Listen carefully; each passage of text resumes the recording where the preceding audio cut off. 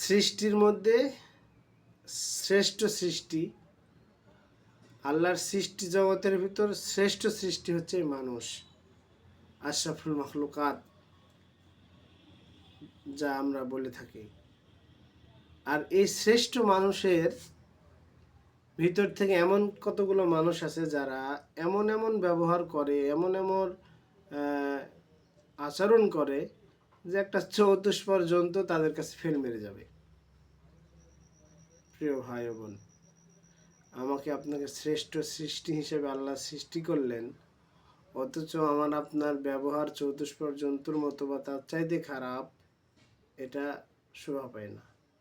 আসুন, শ্রেষ্ঠ সৃষ্টি হিসেবে দুনিয়াতে এসেছি, শ্রেষ্ঠ সৃষ্টি হিসাবে আল্লাহর যত শ্রেষ্ঠ ইবাদত আছে আমরা করি, তাহলে পরকাল জীবন মুক্তিময় আলোময় হবে।